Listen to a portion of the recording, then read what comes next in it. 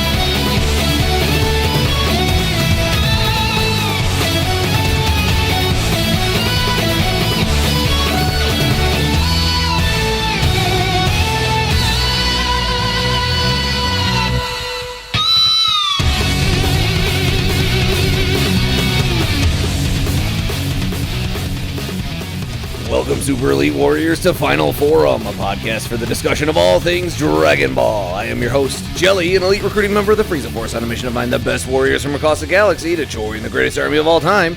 And I am joined, as always, by my new recruit co-host. Evasive action! Power to full port side thrusters in 3, 2, 1, mark! Recruit. Debris defense grid active. Angling deflector shields. Full thruster boost and downward vector. Now! Recruit. You gotta do this now while I'm trying to keep us from getting clobbered out of the sky? Can't you help? You know I can't until you do your part. This is the Bekinney, and join us as we uncover the cultural inspirations and hidden history behind Akira Toriyama's seminal franchise. Okay, can you help me now? Of course. Transfer manual control to me. This debris cloud isn't that bad. It would have been a lot worse if they would have done what they were doing at all those other stops instead of just flying through. Flying through was bad enough. We're gonna get pummeled to death by debris. No, we're not. We've already navigated through most of this cloud. Look. Okay, yeah, it's clearing up ahead. But should we be starting a podcast right now? Shouldn't we be staying vigilant in case more rocks and ice come flying at us? We've got the perimeter defense activated. The computer nav should be able to pull us through. I think we're okay. But No time for buts. We have to bring our listeners up to speed. they're on track to fly right through that gaseous planet with the big red spot on it. And there are no rings around that one. Yeah, but beyond it? We can't worry about what's beyond that. We need to monitor for now and make a move when we can. When would that be? How could I possibly know that? Fair enough. Anyway, listeners, we've been chasing our two life forms for some time now. One known and one unknown reading. And I don't know which to be more nervous about, given our prior experience. Thanks for the color commentary, Bekinney. We've just pursued our targets past a few gaseous planets, one of which was very pretty, with an extensive ring system around it. And our quarry flew right through those rings, leaving a wake of rocks and ice careening through space in their wake. Do we have any size metrics on the second reading? You know, the unidentified one? No, which makes it seem like it's probably fairly small, human-sized or thereabouts. With a power level like that? We've come across it before.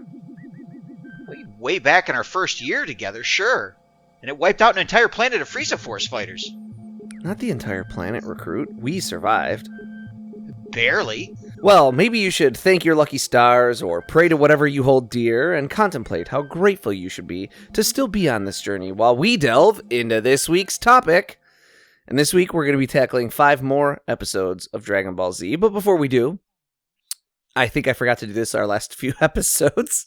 We'll do our CTAs and remind everyone, if you enjoy this show and you enjoy listening to us and you would like us and you'd like other people to also listen to us, go to your podcast app, whatever you're listening to us on. If you're listening to us on iPodcasts, Apple Podcasts. If you got your Apple if you got your Apple Podcast app, or your Spotify, or your Podbean, or Podcatcher, or if you're on YouTube, rate us, whatever that thing you're listening to us on allows. If it's YouTube, hit the thumbs up. If it's Apple Podcasts, throw a 5-star on there. And any comments or reviews, those kinds of things just help us. Leave us that rating. It really, really helps. So, that CTA out of the way. Yes, 5 more episodes of DBZ. This time, I think 71 through 75. That's right.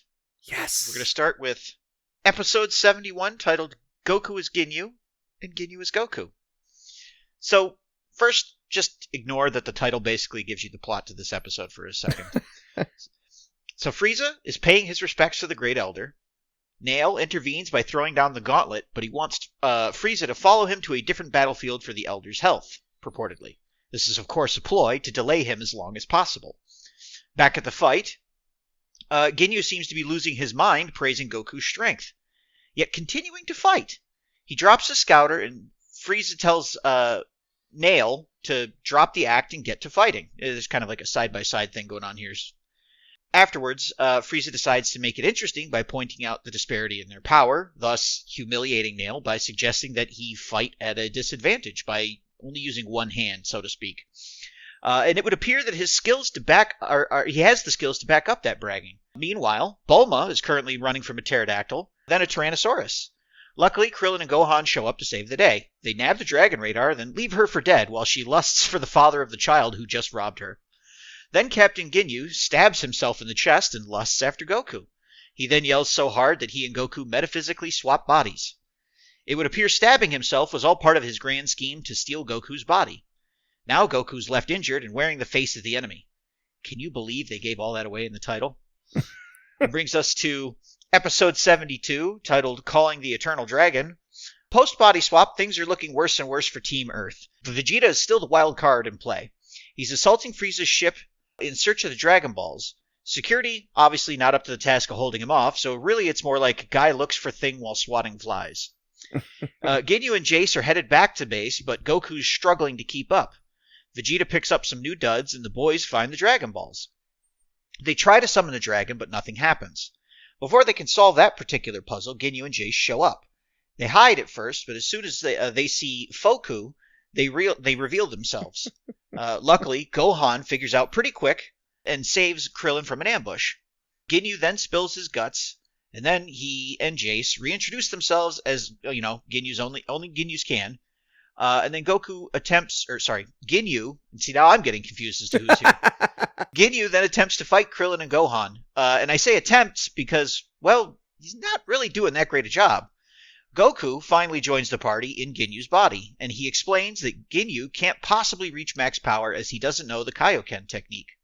Which brings us to episode 73, titled Gohan, Defeat Your Dad, which is probably the best title we've had so far.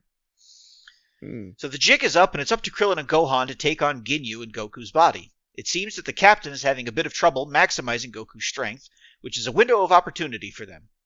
Or it would be if Gohan weren't having issues punching his father in the face. He gets over it pretty quickly, though. Ginyu comes up with a brilliant tactic of subbing in Jace to fight in his place, since he, can't do the job. But Vegeta quickly intercepts to stop that idea. Now that he's feeling better, he's proven to be a real obstacle for Jace. He starts talking about becoming a Super Saiyan himself before landing a solid punch. Meanwhile, Nail is getting worked over by Frieza. The Elder's still holding onto their mortal coil, Dende's still on the way to the Earthlings, and Ginyu is still losing to Gohan and Krillin. The fight's looking pretty good, though. Gotta give props for that. Some great animation in this episode. Yes. But sadly, Ginyu is starting to get the hang of things, and the fight has become more of a standstill than a beatdown. This compels Goku to join the fray. They pause to reflect on the Freaky Friday situation, while Vegeta is wiping Jace from existence. This displeases Ginyu, obviously, and he then decides to go back to his favorite punching bag, which is Goku's body. As Vegeta lines up the finishing blow, Ginyu gives a smirk and starts yet another body swap. His target this time? Vegeta. This brings us to episode 74, titled Captain Ginyu, the Frog. Another great title. Yeah. Again, ignore that they're giving things away. Again, forget the title. So, Ginyu's gonna try to body swap with Vegeta while on death's door in Goku's body, but Goku hops in the way. This puts them both back in their old bodies and leaves Ginyu to try again. Goku, however, tries to stop him, but misses his shot and fully runs out of energy and is kaput. There's not much left he can do. But it's hard to surprise someone with a body swap once they've seen the technique. However, Vegeta still kind of walks into it. Sort of. Luckily, a frog happens to hop near enough to Goku so that he can capture it and throw it to intercept the swap meant for Vegeta. This puts Captain Ginyu in the body of a frog, and the frog in the body of Captain Ginyu. This will lead to one of the best plots in all of Dragon Ball, but we're not quite there yet. Vegeta debates squishing Ginyu, then decides to let him go as an act of mercy. I love that this is the first genuinely kind thing Vegeta has done so far, and that it ultimately ends up causing problems for Bulma, but again, we'll get there. He then follows that up with another, advanced medical treatment on Frieza's ship to get the others back in fighting shape for the battle ahead. They seem a bit unsure at first, but decide to work together to take on Frieza. We also learn Goku's afraid of needles. He gets slapped into a healing pod, and Nail is in desperate need of one. Frieza currently is trying to torture the password out of him, but he doesn't seem to be getting anywhere. Vegeta gets the boys decked out in Frieza gear, and also seems to be suffering from some sort of malady. He won't talk about it, though, because he's so tough. Anyway, Krillin decides to head towards the Grand Elder to learn the password for the Dragon Balls, since they can't summon their dragon on their own, hoping to return before Frieza can show up and steal their wish. So, don't die, Nail! Which brings us to our last episode this week, episode 75, titled Password is Porunga. So Gohan has a little fun pretending to be the strongest warrior in the universe, while Vegeta decides to get a few winks. And unbeknownst to Krillin, Dende is actually back at the scene of the first Ginyu fight. Vegeta takes a 30-minute power nap, and Nail is getting very close to taking a permanent dirt nap. He manages to stave it off by admitting to Frieza that the entire fight has been a distraction. A distraught Frieza immediately heads back to HQ without giving Nail another thought. The Dragon Balls are currently under the less than watchful eye of Gohan and slowly rolling away. Krillin gets distracted by an energy signature and follows on a hunch, and it pays off when he finds Dende. And it would seem that the Dragon Balls aren't just rolling away, they're being pushed by Frog Ginyu himself. What a loyal Frieza Force soldier. He makes a tactical retreat when Gohan catches up to him and is then accosted by local wildlife. Krillin and Dende are now on their way back to Frieza HQ and catching each other up on everything that's happened so far. They also happen to arrive while Vegeta is still sleeping. Krillin quickly hatches a plot to get their wish made while denying Vegeta his own. What a trickster.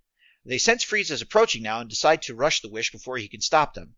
Dende summons Porunga, who turns out to be like if Shenlong was swole. Like, really swole. He's also called the God of Dreams. Oh, and he grants 3 wishes. Wait, you mean we could have just shared this whole time? Anyways, so what are they going to wish for? Which we won't know until next episode. And therefore, our next episode, because that's where we are done for this week. Yeah, it won't be our next episode, though. Well, you know what I mean. Chronologically speaking, the next episode. Yeah, the next episode of the show. It won't be our next episode, though. Our next episode. We got plans for our next episode. And everyone is gonna like them? Well, I hope so. We're suck to put in all this effort and have them not like it, wouldn't it?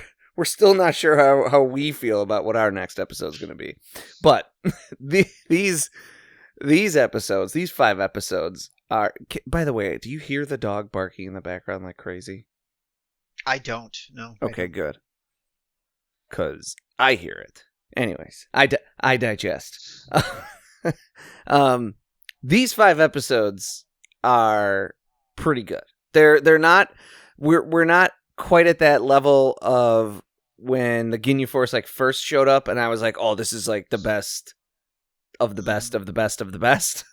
where I didn't want to stop watching, and to an extent, I still feel that oh man, I want to keep watching because I forgot about this whole little, I don't know if you want to call it a subplot, whatever it is, of Vegeta being exhausted or sick or whatever it is. Yeah. And I think it ends up being exhaustion. Yeah, it's just an excuse. He just has been without sleep for so long. Yeah, I think it's just an excuse to get him to be asleep for the dragon, so that they can make their wishes without Vegeta being there, and there's no oh, he would have just swatted them away. He wouldn't let them just make their wishes. But I forgot about it. So that was an interesting piece of this that I didn't remember seeing before. But aside from that, yes, the animations and the fights remain super really crisp and good. So yeah, these are 5 really good episodes that my train of thought is all kinds of wrong on this. And so if you're listening out there and it sounds wonky, and it's because I'm clipping around and editing because there's a lot of distractions going on and my train of thought is all off the rails. But these are 5 good episodes. The animation is crisp and the fights still look good. And we're going to talk about it because it's like kind of in our notes, but I love the whole Ginyu seeing this super strong opponent, decides to take over his body, and then he maxes out Goku's power at like 20,000. I don't even know if it was that much, but yeah, it was something ridiculously small like that. It was a lot smaller than the 180 that Goku puts out, and yes, that's 180 with him utilizing Kaioken, but and Kaioken is supposed to be a 2x multiplier. The base is 1.5, I think. Okay, so even then, that means like that Goku, without enhancing himself via Kaioken, can hit like the 100,000 point, which just kind of goes to like it's a whole thing that I really like that has to do with, and we've talked about it before, how little scouters actually matter and how little power level actually matters. Yeah, especially when, like, has been pointed out now multiple times, Earthlings have this really funny technique where it doesn't matter what their initial reading is because it can just skyrocket momentarily, which is all they need. Right. Yes. So it's a really cool detail. I really like it. Another like a fun little detail, or I don't know, maybe it's fun, maybe it's not. I don't know how people feel about it. It's something that I feel like very much gets forgotten. When Vegeta puts on the new fit, he actually explicitly says this is the old style. Yeah. They don't have any new style that fit me. I think that's really interesting because remembering whatever the rest of this is like his main look moving forward. Yeah. It's just kind of interesting that the big shoulder pads and the I don't know, the leg flaps. I don't know what you want to call those. The leg flaps. I'm not sure what that part's called. But it's extra interesting for me, and it's funny that you brought this up because this was something I was going to bring up, but not for Vegeta's look going forward from now on, which you're right, this does end up being his look going forward. But also, when he goes to give Krillin and Gohan outfits, they're not much smaller than Vegeta. And he gives them he's like, here's the armor, and they're like, are you sure we're gonna fit in this? And then you find out that the armor stretches to fit the person that it's being put on. So when he says that there's no armor in my size, even though it stretches to fit different body shapes, it just kind of left me scratching my head a little bit. Maybe it only stretches to a point, I guess it's but like Krillin's not that much smaller than Vegeta, But it's like when you buy a pair of pants that have like an adjustable waistband that say they fit from size 32 to 36. I get you. If you're a 40, they're not going to fit. That's fair. You're right. And maybe these, maybe this would be a situation where he'd be able to like poke his head through and not be able to get his arms, and he's just like stuck. It's just the Frieza armor around his neck with like the shoulder pads coming out like right underneath his ears. And then those little leg things are like a necklace. I told you they didn't have any that fit me. It's not in my size.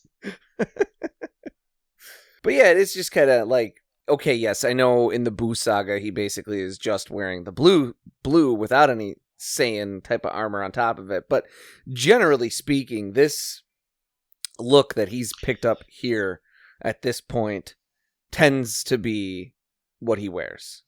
Do you think maybe it's like a thematic visual, as like he's slowly starting to lose that ruthless Frieza soldier? I think so. I think of him, especially when you carry it through just the Dragon Ball that Akira Toriyama wrote, right? Which is the 519-ish chapters of the manga, and then that's the 444 episodes of anime between Dragon Ball and Dragon Ball Z. Mm-hmm. I think that is the theme that's happening, is he starts off wearing the big Frieza armor, and now he is less so wearing it, and then by the time the Buu Saga comes around, he's only wearing just the blue undershirt and pants. You can also see it in like when he shows up to Earth, that he's completely dependent on the Scouter. But now he's so successful on Namek because he can function without a Scouter. So yeah, he's getting less and less like that initial design the further we get into the Akira Toriyama's Dragon Ball. That yes, it's like it's like a thematic marker that he is leaving behind that Frieza force kind of nature to himself, or whatever, has passed a little bit. As much as a mass murderer can. No, it's fine. He gets redeemed. Stop talking about it. It's fine because one of the other main characters thinks he's hot. Yeah. Rich lady thinks he's hot and wants to marry him, so it's fine. Like, he literally never says sorry. You know what? Weirdly enough, very on brand for billionaires.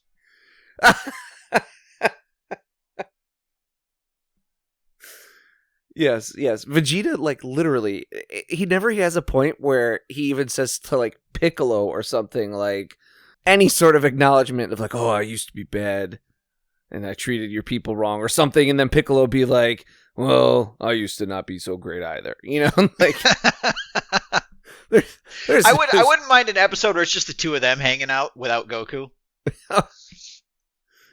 I'd watch that. I'd watch the Saiyan Prince and Buu Heirs episode of that. Oh yeah. So let's get into this week's topic of discussion a little bit, which will be Captain Ginyu. But we've reached the end of what the Dragon Ball Z anime calls the Ginyu Saga, and we've also made it through what they call the Namek Saga, and we begin with episode 75, what's known in the anime as the Frieza Saga. So in the manga, this is a little less parsed out, but due to filler, the episode count, if you considered everything from the point when Vegeta left Earth until the end of the Frieza Saga or Frieza arc, it would be like 70 episodes. So this Namek Frieza arc is broken down into 3 sub-arcs. We'll pivot over to the manga actually pretty soon, because I want to do that compare and contrast thing before we forget all of these episodes that we've done since Vegeta left Earth. But before we do that, let's talk about the man of the hour, the namesake of this saga, Captain Ginyu. Yeah. Ginyu, as we've mentioned, is the Japanese word for cow's milk and therefore dairy, and thus every Ginyu Force member had a dairy pun name. We'll be seeing Ginyu again a few times, actually, in the anime, as kind of like we mentioned when we first were introduced to the Ginyu Force. He and the Force have this sort of je ne sais quoi about them that makes them fun to revisit and good fodder for filler episodes. However, in the manga, this is the last we see of Ginyu. I even think the super manga skips over the Resurrection F storyline, so we last see him in Dragon Ball proper as a frog, and that's it in the pages of the manga and everything. I think I know he reappears in the Resurrection F movie, and then I think also in the, does he appear in the movie? Now I can't remember if it's the movie or just the anime, the show. Yeah, I can't remember now. He does actually. So for those, if anyone hasn't gotten there yet, he will reappear. Like, I don't know, will be like 5 more years further down the line or something, and he will pop back up, and it's a fun acknowledgement, maybe, that, oh yeah, we never dealt with that character, so let's deal with him finally. and it's never a bad time when he shows up. So Yes, why not milk it? exactly. Now, personality-wise, if we stick like we have with some of the other Ginyu Force members with the realm of wrestling, Ginyu has a little bit of a Ric Flair thing going on. He's styling and profiling. He's showboating. There's flamboyancy there. And he could also potentially be a bit of a nod to the Ultimate Warrior, who is also over-the-top, flamboyant, significantly muscular, much like Ginyu is. I don't want to stick with WWE stuff too long because we've kind of talked about it a lot, and I think it applies just as well kind of across the board for the Ginyu Force. And I also think in the relatively near future, we'll probably do a little bit of a deeper dive on some WWE stuff because just little teaser / spoiler, whatever. Mr. Satan 100% is based on WWE, WWF wrestlers. Like 100%. Now, as for Ginyu's design, we'll start a little simpler and then get convoluted and out there as we go, as we do. He bears a passing resemblance to the Talosians or Talosians of Star Trek. I don't know if you're a Star Trek person. A little bit. That's like they're these giant brain-headed aliens that they meet on the planet Talos or Talos in, I think, the original series. At least insofar as in his like brain area and like the pulsing veins on his head. That's kind of how he almost looked. It's like it felt possible to me that something like that or akin to that influenced Toriyama when creating this character. Like he'd seen on TV or something a sci-fi character with big brain and was like, "Ooh, that's a cool. I'm gonna take that." Entirely likely. It's never said whether his current body is his original in any of the official media or storylines, like in terms of the manga and anime, the actual story. On top of that, some of the guidebooks actually conflict each other, with originally it being described as his original form, if not his original body, as in this. It's never super clear, but it basically is like he lived on a body of that race and lived on a planet of people of that race and ultimately chose that body, or he was born into it. It's never, that part's never super made clear. Then later on in a different guidebook, it's actually said that he swapped with this person, this purple body, shortly after being drafted into the Frieza Force, and it wound up being the body he spent most of his life in. Now, that's like, there's like two different official explanations. Right. Do you have any thoughts? Do you care? Does it matter to you in any way? It kind of does, because like my biggest question with this, and it's, as far as I know, it's never touched on. Is this like a learned technique, or is this just something native to the people of the, I guess, the race of aliens that Ginyu is part of? Because if it's like a facet of his species, then that implies there's a whole planet of body swappers out there somewhere. Right. So I'm kind of curious, would we ever bump into that again? Or like, you know what I mean? And like they wouldn't even have to look like Ginyu, and then all of a sudden they do a body swap, and they'd be like, "Oh, wait a minute, we've seen this technique before." I think the body swap technique is unique to him. Oh. It still would have been fun though. But see, what do you think? Which do you think is more problematic? Think about it like that. So, if it's unique to him, then that implies, I would say, it's a learned technique. It's not physiological. Yeah. Meaning, theoretically, Goku or Vegeta could learn the technique themselves. Sure, but they would never do that. Correct, but that would imply that any individual out there could learn it, and they just happen to not have ever come across anyone else who has. If it's endemic to his species, if it's physiological, then that issue goes away. But then the issue of like, well, how has there never been anyone of his species who decided, hey, I'm going to swap bodies with Frieza, or maybe they did, but they're just deep cover agents. Think like Skrulls in Marvel Comics. They're going to do their own their own version of Secret Invasion in Dragon Ball. It's just Ginyus? Yes, it's just a bunch of Ginyus in other people's bodies. Super Ginyu? The Super Yeah, Skrulls? well, maybe they all stuff themselves into one body, and that's how they become a Super Skrull. Oh. Okay, I'm down. So you asked if I had any thoughts. These are the kind of any thoughts that pop into my head. I'm down. I'm totally down for seeing a mob of Ginyus. Like, I don't know, we'll say 50 of them. All standing around one body. Shout, change, all at that one body at the same time. And you see them just stack on top of each other in there. Yeah. And then the host body just starts to swell and grow. I'm down for this. Now the question becomes then, does that now we're getting into all kinds of crazy questions. Yeah, let's do it. Does the person if two Ginyus shout change at a single body at the same time and stack up on each other in there, then does the individual personality get split in half? Oh, that's a great question.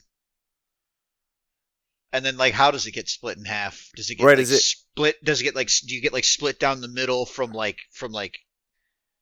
head to crotch, or does it go like a magician cutting somebody in half? What? Like, could you imagine they go change now, and then both bodies just kind of fall over because one's got a working pair of legs, but the top half is dead, and then the other guy is pulling himself by his hands. I was even thinking more in terms of just personality, like a Jekyll and Hyde personality change. There you go. like a That's Jekyll fun. and Hyde split. Oh, I like that. That's good. Or I'm stealing that. I'm going to use that one for Dungeons and Dragons. Yeah, like your Solid Snake and Liquid Snake. And Liquid Snake. Yeah. Yes, one gets all the dominant genes and the other one gets all the recessive ones. Yeah, something like that. Yeah.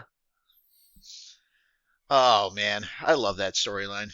It's so ridiculous. Anyways, so as for us, I think that's enough contemplating Ginyu's body swap. I tend to do a whole episode just talking about the ramifications.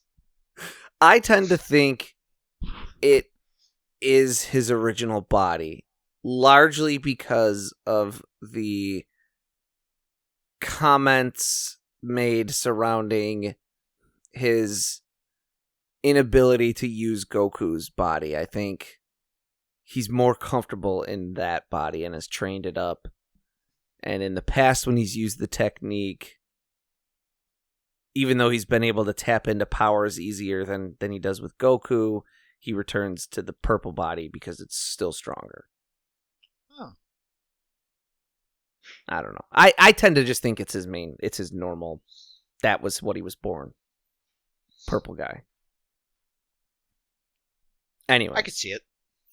As for a segue into our more speculative research in terms of notes and things, let's note real quick that Ginyu has horns on his head that almost look exactly like those of Frieza.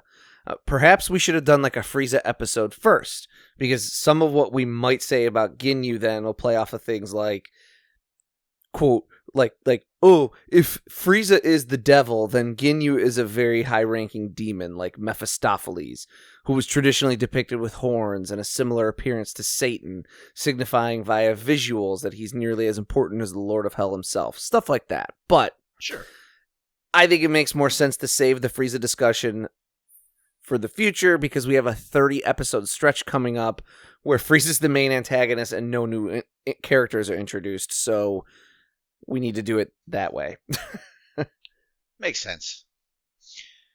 So, as mentioned, there may be a devil/high-ranking demon thing going on with Frieza and Ginyu, but it feels like almost anyone in the West could come up with that observation. Oh, look, horns, like the devil. And another guy with horns. Like the devil also, but this one's not as strong. Okay. So let's get a little more esoteric, at least to Westerners, and perhaps a bit more Toriyama, if we remember how he likes to subvert expectations and do the opposite of things his audience might expect. So let's talk about Neo. No, not as in the Matrix, but the Buddhist wrathful guardians of Buddha. Neo are a pair of angry deities who are often depicted as a matching pair of statues standing guard outside Buddhist temples. They're a pair of wrathful Buddhist gods known as Dharmapala. Dharmapala is a classification, and it's used to describe deities who are more vengeful and wrathful within Buddhism. Buddhism doesn't really have evil deities, but Dharmapala are the destroyers filled with wrath who eliminate obstacles to enlightenment. So maybe this is a topic of discussion we could delve further into when we reach Beerus. But Neo specifically represent Vajrapani, who is a bodhisattva that symbolizes the power of Gautama Buddha himself. Because Neo are a pair of statues, each one has its own name and meaning. Guyapada is traditionally the right-hand statue and is open-mouthed. He's also known as Agyo in Japan and represents the vocalization of the first sound or grapheme in Sanskrit. The left-hand statue is closed-mouthed, named Narayana or Ungyo in Japan, and as you might have guessed, represents the last grapheme in Sanskrit. Think about some things Toriyama likes to do. He likes to play with opposites and sort of work in subverting expectations, and he loves, pair bonds as well. So we could be way out of our depth here, sort of grasping at straws. But something we want to talk about, aside from the more traditionally Judeo-Christian evil / Satan sort of conversation. Maybe that makes us wildly wrong here. We're willing to admit that, though. However, Ginyu, or maybe the Ginyu Force, represent the start of Goku's true challenges on Namek in his real journey towards becoming a Super Saiyan, while Frieza represents the end of the journey. They're a pair of wrathful beings who bar the door towards Goku reaching his Buddhahood or enlightenment. There's at least a possible avenue of discussion here, I think. And we learned something about Buddhism. And it was an avenue of saying something other than he's modeled after Sentai and Ultraman monsters, but we couldn't say which one specifically, again, kind of like we already did with Birder. Yeah, it was just something else to talk about. And maybe it's wrong, but I don't know. I like there's something there, I think. Sure. Maybe not, because like the Neo they're Buddhist gods, even the wrathful ones who are destroyers, aren't evil. Yeah. But I kind of like that, like, there's these two wrathful deities that guard the path to enlightenment, but at the same time, like, destroy the barriers to enlightenment, and it's like by overcoming them, Goku reaches his path to enlightenment. Yeah. No, I think that works. Plus, like you said, we get to teach a little bit something fun about Buddhism. Yeah. Worst case. Plus, we'll get back to the whole Satan thing and demonology stuff with Frieza, maybe. Yeah, there's no escaping that. We'll make sure we touch on other aspects of Frieza's character, too, like how he's a commentary on real estate developers and whatnot. But yeah, we just a little more research here. So, Ginyu is a lot of the things we've already talked about with the villains of the recent past, like Nappa. When we talk about his role as the heavy and the introductory threat, or like we talked about when we did Muscle Tower and said that each level of the tower and each challenge Goku faced along the way was an examination of part of General White's psyche. Ginyu represents the stylish aspect of Frieza, the proud and composed part of him that hates being embarrassed and made to look foolish more than anything else. We might revisit that idea itself sometime over the next 30 episodes, but it's a good idea to bring it back to everyone's mind now. Every villain we've faced so far on Namek has been a piece of Frieza's personality or psychology. Dodoria is his ruthlessness, Zarbon his transformation ability, Goldo his otherworldliness and some of his insecurities, Rekum his power, Birder his speed, Jace is his visual flair, and Ginyu is his general sense of style and self-importance, and his confidence also that there's basically nobody stronger than him. Ginyu truly believes he's the second strongest warrior in the universe, and when confronted by Goku, whose power surpasses his own, it literally breaks his brain. Indeed. And I like that if you think about that, like what happens as we continue on, and I'm sure a lot of people kind of know because there's not a whole lot of people that come to Dragon Ball Z completely new, but as Frieza ultimately gets faced with someone stronger than him eventually, it breaks his brain. Yeah. Ginyu's also Frieza's confidence, and as such, he's willing to fight a fair fight. We see this happening at the same time with Frieza throughout these episodes, where he's so confident in his abilities that he wants to fight Nail one-handed. Ginyu is so confident he can beat Goku that when he has him dead to rights, he lets him go, because technically it was Jace who would have scored the killing blow. This shows that Ginyu has some sort of grander code of ethics and integrity that he lives by, even if it's a bit warped, and his honor and ethics are disposable if it's inconvenient for him to keep them. This will also mirror Frieza, who, unlike some later Dragon Ball villains like, say, Majin Buu, has a set of goals and desires that require him to have a code of ethics to live by in order to maintain some kind of control and order over the Frieza Force, while being very ready to dispose of that if it's going to become too difficult to maintain. I also think it contrasts against, say, like a villain like Goku Black, who also has a code of ethics that he lives by, but it is warped and wrong, but he believes he's right. I think Frieza knows what he's doing is bad. Oh, no, absolutely, I would agree. I think he's fully conscious of the fact that he is choosing evil at every opportunity. Yes, and he delights in it being bad.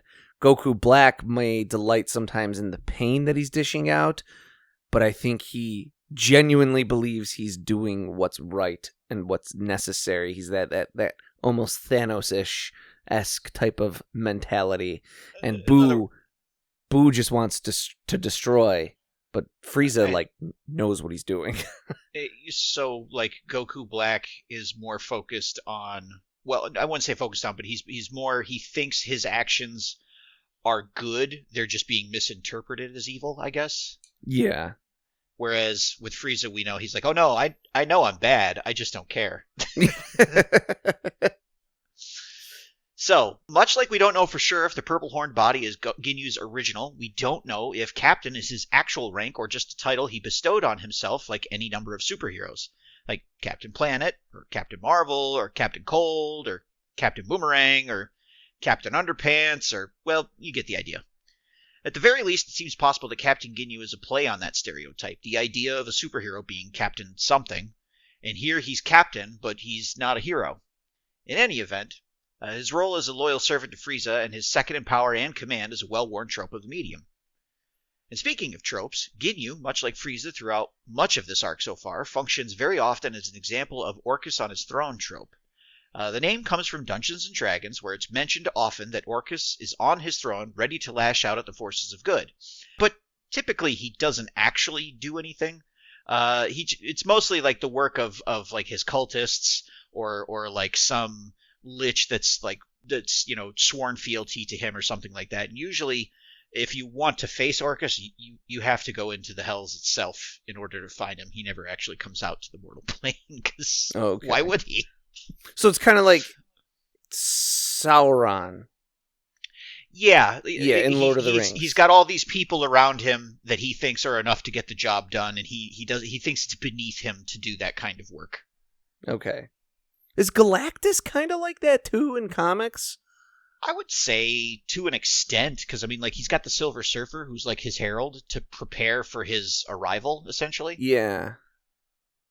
So it's a similar type of thing. Okay. So Ginyu... he never actually does anything, but Ginyu is often waiting in the wings, ready to attack, but he's willing to let his minions do most of the work. Okay, yeah. And then one last thing about Ginyu, though we may revisit this topic in episodes to come, and we've mentioned this already, he sort of should be the final nail in the coffin on Scouters. And we may yet do a Scouter episode in the future, because that's a possible avenue of discussion that we haven't gotten super, super far down the path, like how they work and what the blah, blah, blah, and what they mean and why we're still using them. I think the reason we're probably still using them in some cases is for design purposes, like because they look cool, you know. Yeah, I think also to be able to show like how quickly Vegeta is growing. Yeah, because like he shows up on Namek and he is stronger than he used to be, but we're not really sure exactly how strong he was. We kind of get a benchmark for that, and then he progresses in strength, and then Goku shows up, and we get his reading just to kind of show like how much he's surpassed Vegeta in this time. right. But there's still scouters being used in like the Broly movie, I think, in Super, and at this point, like I think it's just because they look cool, you know, like. Yeah, for stuff like that, I mean, it is a cool design. Like I'm not gonna lie. Yeah. But these machines supposedly measure one's battle power. However, they can be tricked by talented fighters who could suppress their power. Ginyu even says as much about Goku, and he like admonishes Jace for relying too much on his scouter in battle. He's kind of like, "Oh, you were tricked. I can't be tricked that easily, because I also can do this." So he serves as a reminder that battle power is not merely about power and strength, but some sort of other connection, spiritual more than likely, in Dragon Ball. That's a thing that gets like wiped out of translations a lot of time, especially if you're watching it dubbed. And I really liked watching Dragon Ball dubbed, but you will never hear the word ki if you watch Dragon Ball Z dubbed. It is in the subtitles. In the subtitles, they talk about, like, he can't control his ki, blah, blah, blah. That's a very spiritual type of thing. In this, they always, in the dub, because I've been watching it dubbed just so that we have a different sort of slant on things, right? You're watching it subbed, I'm watching it dubbed. I just feel like that gives us a complete picture. You'll hear them say, like, they'll talk about power and about energy, and it has a less spiritual, less like esoteric feel about it. Right. So yeah, there's something else swirling around in battle power, and that's the reason why Ginyu can't wield Goku's. It's not because he's not a talented and strong warrior. It's because there's this spiritual aspect of it that fighters who aren't of Earth overlook. Ginyu takes over Goku, but he can't control his flow of ki. He doesn't understand the importance of connecting one's ki flow with their power, and he can't draw out Goku's full power as a result. The battle power will be mentioned multiple more times in the coming episodes, of Frieza bragging about his power levels. Ginyu makes it explicit that this understanding of battle power is flawed. We've talked about it before, but it's a big sticking point for me with this franchise. When I see people arguing about battle powers and tying their sense of worth or their appraisal of others and their opinions on the power levels of certain characters, it's just like a pet peeve of mine.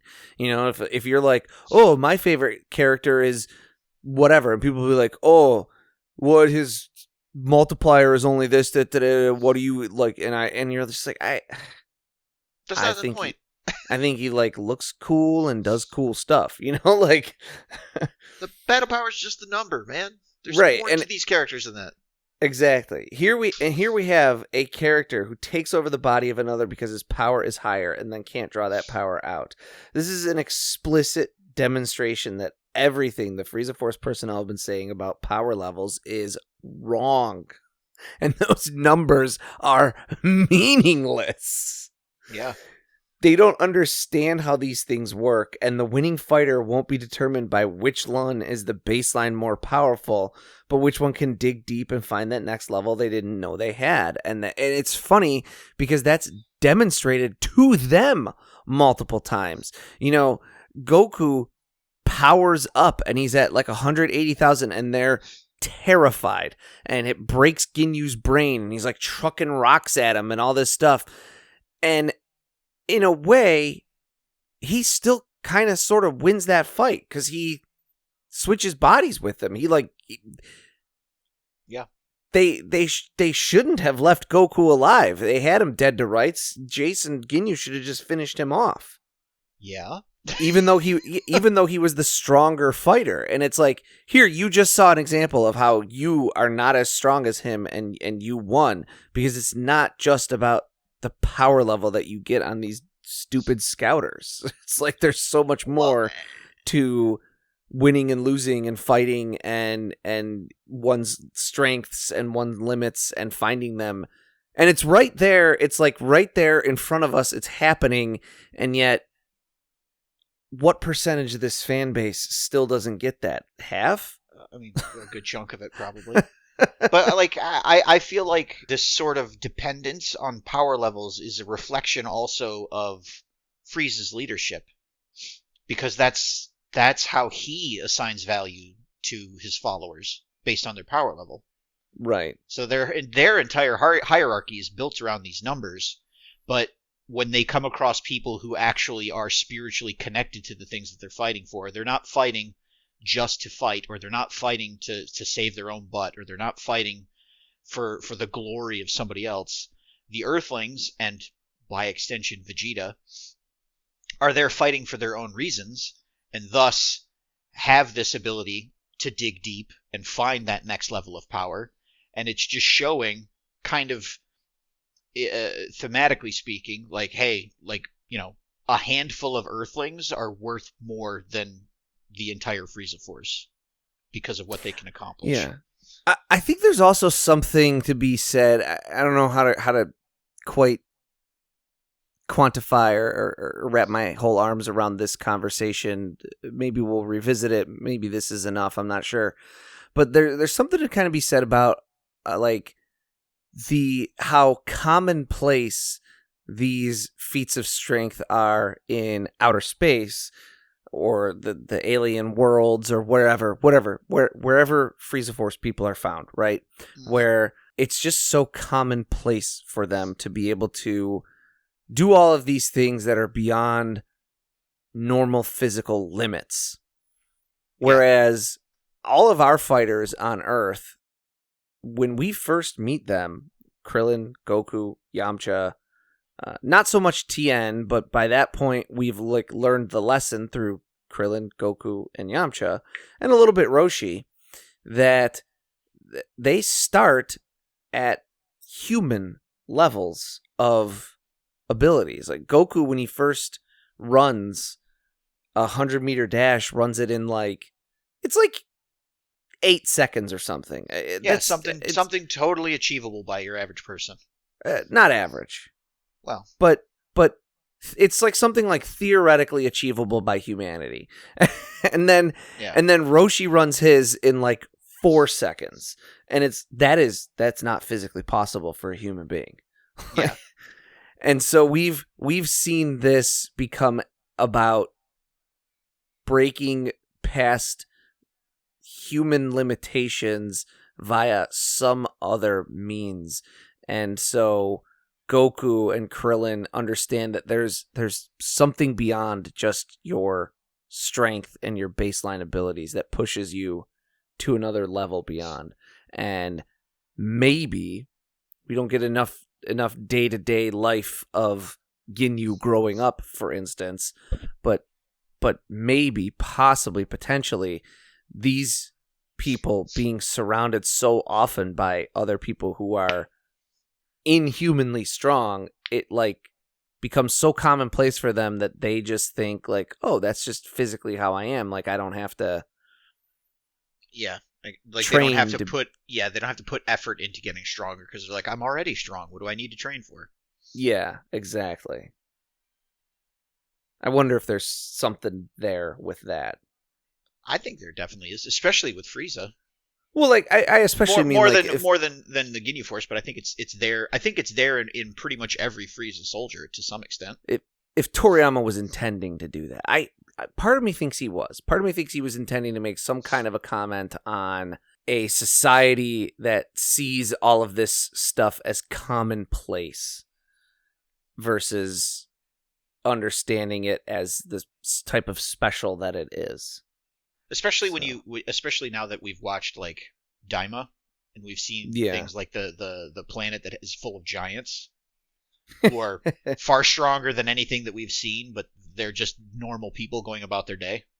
Yeah, I do have one quick thing I did want to get out there about Captain Ginyu. So yeah, he tries to fight in Goku's body, and it's not working out too well. But then with Goku shouting out like, "Oh, it's because he doesn't have balance between his body and mind and spirit," and then like mid fight versus two other fighters, he's like figuring it out to the point where he's giving them trouble taking him down, which is kind of impressive when you think about it. Yeah. Yes. He learns pretty quick. He is well deserving of the position that he has within Frieza's army. Even as a frog, he still didn't give up. He was still trying to steal the Dragon Balls. Yeah, what a dedicated, what a G. What a dedicated soldier.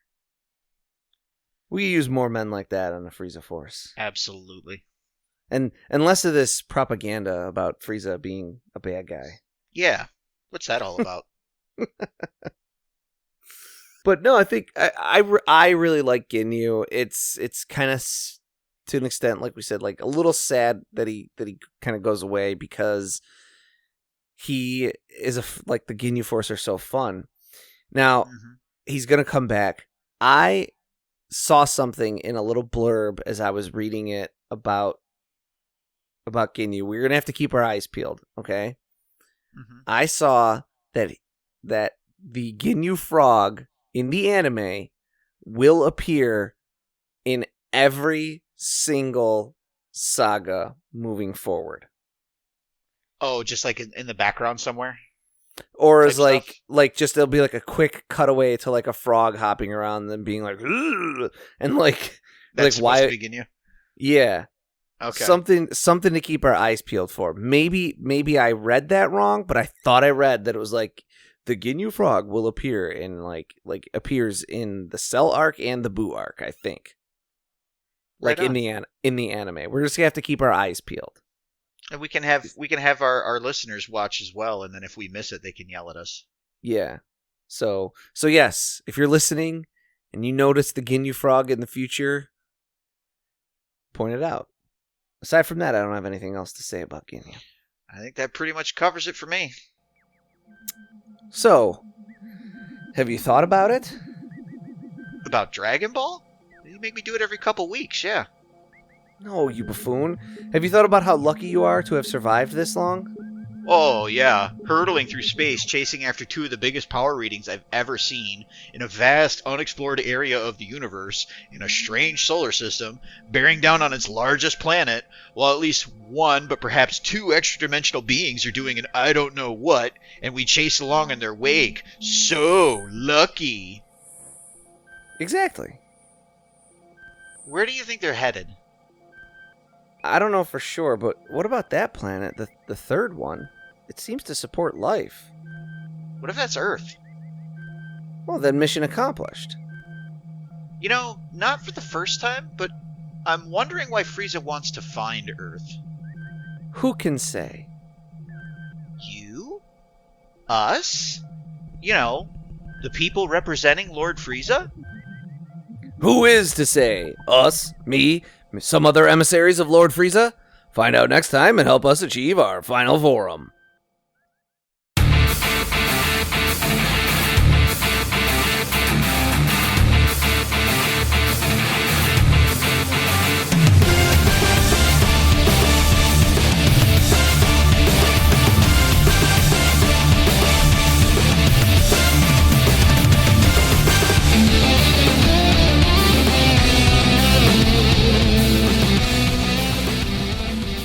Final Form is written and produced by Tom Gwelly. It is performed by Dan Kinney and Tom Gwelly. Our webmaster is Dan Kinney. Our theme music is provided by YouTube content creator GVG Kid. Want to learn more about the Dragon Ball universe, including concept art, behind-the-scenes interviews, and recommendations from Jelli and Bekinney? Connect with us on social media. Like us on Facebook, follow us on Twitter at Final Forum Pod. Make sure to subscribe, rate, and review wherever you receive your podcasts.